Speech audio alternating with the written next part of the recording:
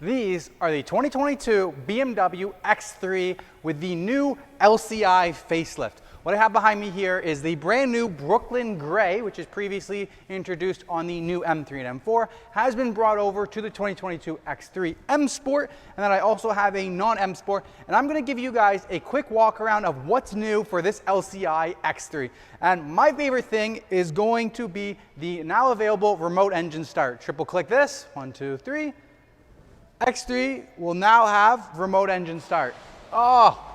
Customers have been wanting the remote engine start on the X3 for years, and I have lost several deals because of it not having that remote engine start. Now, for 2022, we have the full iDrive 7 system that also has remote engine start, as well as the comfort door access 2.0, as I call it. What that means is the vehicle will automatically unlock as I walk towards it with the key in my hand. As I walk away, it's going to automatically lock. The previous 2021 X3 had comfort door access on the door handle, but unlike the 3 Series and the 4 Series, it didn't automatically do it within proximity. So those are some pretty awesome highlights. Now I'm gonna get behind the camera and give you guys a quick walk around so that you guys can get a close-up visual on all the differences for the new 2022 LCI X3 30i. Okay, so let's get an up-close look at the new 2022 LCI X3. The first thing is this new grille. So it's now connected in the center there, and it's much wider, much more angled. It has a little sharper edge here. Before it was really rounded, and then a kind of a squaring at the center.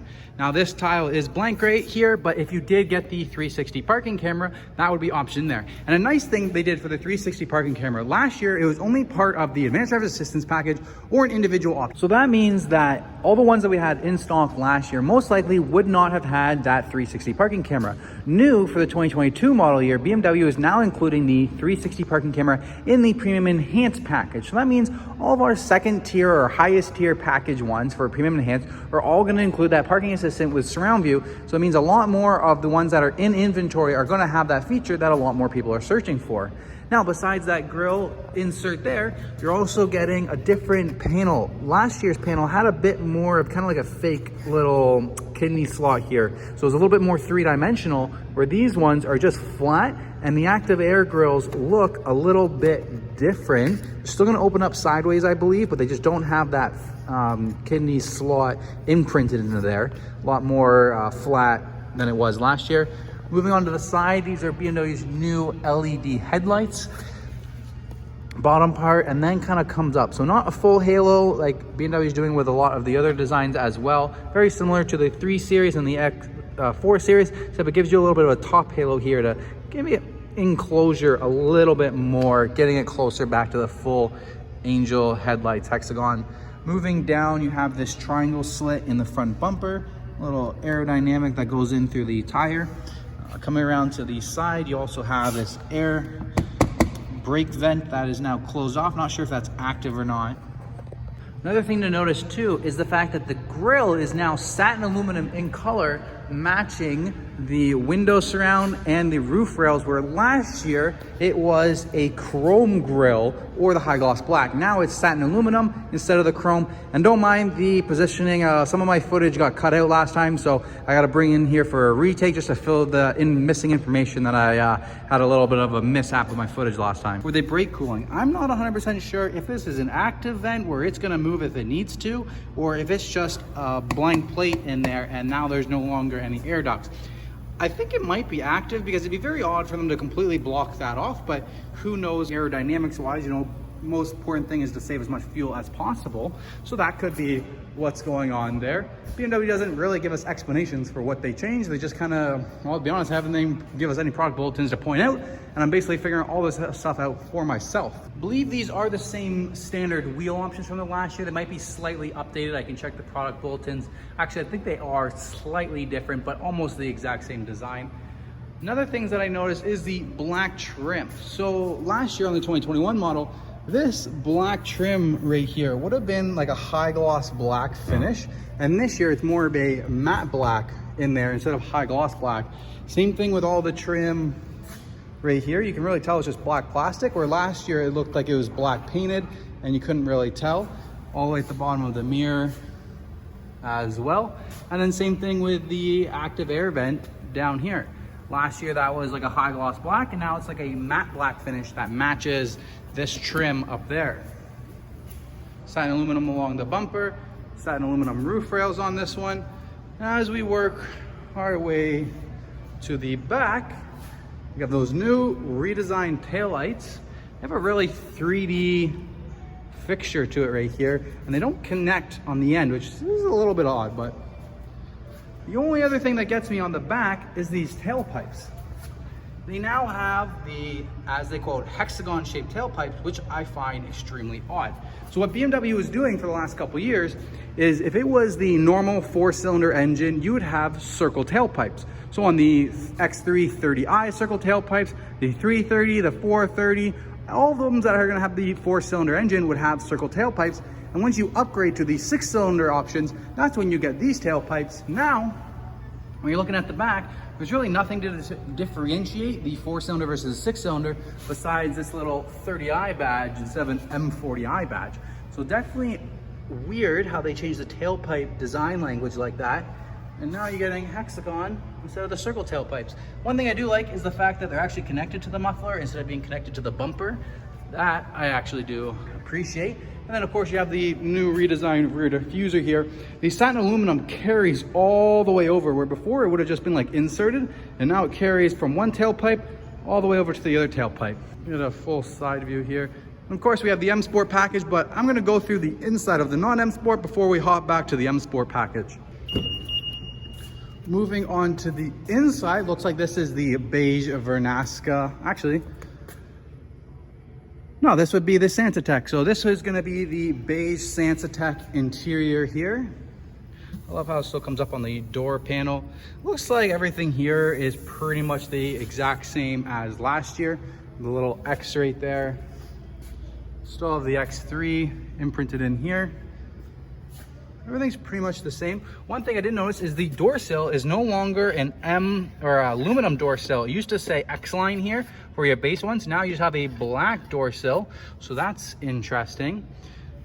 New Sensatec is new. So last year this would have been leatherette. You could either get beige or black leatherette. And now you have Sensatec. Now I will say Sensatec does provide you 2 additional options to get at a no charge. You can get the cognac and you can get the red Sensatec at no additional charge, where on the 2021 model, say if you wanted red, you had to go fully upgraded to the Fiona red and black. They didn't even have Tacora red, which is a nice change for 2022. Coming into the interior, everything that's different is all in the center here. So we have the much larger infotainment screen. It also comes closer towards you. It doesn't sit in as far. It's a lot less trim right here than it was last year. Last year, see where this trim is here? The screen sat at the back of that line. So your screen was about an inch farther behind. Now it's cutting into the trim, taking some of the trim option away, versus last year just sat farther back. And then it is much larger. As you can see here, it's not maximizing the corners here, because we do have the 6U2 option, Live Cockpit Plus, where you can get the fully digital Live Cockpit Professional. Back in 2020, that was actually a standard feature, and now it's optional. And instead of being in a package like last year, that upgraded dash would have been in Premium Enhanced package. It is only an individual option now on the X3.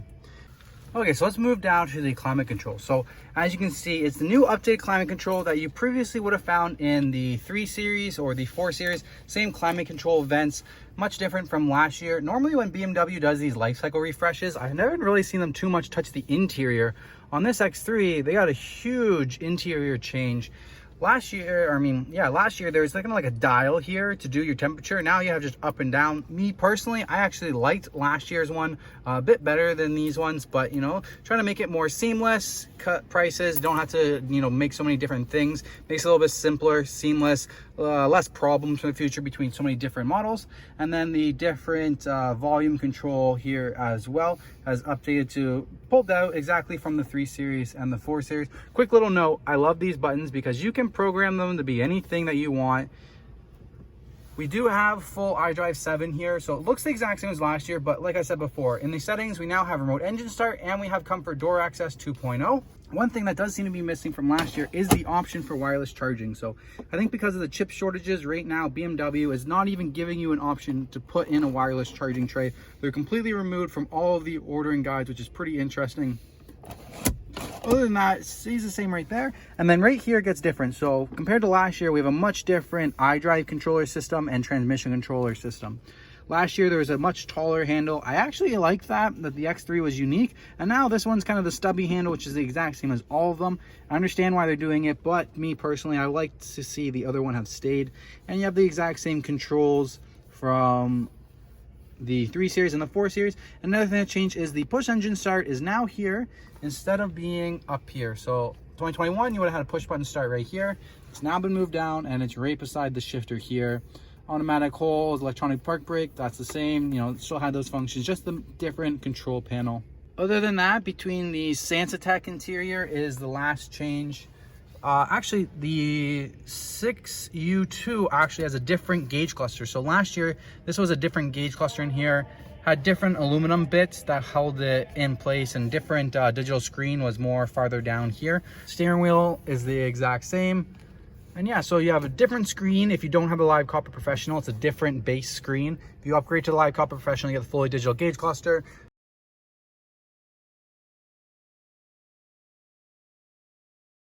You have a larger screen here, new climate control, new radio control, no more wireless charging tray, and new transmission and iDrive controller area. And then of course the Sensatec is now new. Last year, the leatherette would never been perforated. Now all the Sensatec is perforated on the inside. At the back, it looks like this has stayed the exact same between the climate control section, USB-C ports, same size sunroof. Is there anything in the trunk area? So yeah, trunk area looks to be the exact same as last year. No changes there or anything. Still full power tailgate. Now moving on to the M Sport, this is where we got lots of new stuff too. Brooklyn Gray is a new color previously from the M3s, the M4. You have these new wheels, which are like Spider-Man web wheels, I kind of like to think of them. So these are new exclusive M Sport wheels for the X3 and the X4. High gloss black window surround on this one, typical of M Sport packages. So between the non-M Sport and the M Sport, just have a different rear diffuser. Oh, that's one other thing, the tailpipes. Oh no, I already mentioned the tailpipes when I was at the back of that vehicle, but yeah, on this one, they're high gloss black with exterior content, different rear diffuser for the M Sport package, which is interesting. And then it looks like at the very back too, look at that, different M Sport, you get like a fake vent there. It gives it a bit more aggressive look, gives it more boxy look, where the normal one is a little bit more rounded. This one's kind of like more squarish. Taillights seem to be the exact same. With M Sport, you do get the high gloss black trim right here, which was standard last year. And now it's only gonna be on the M Sport ones.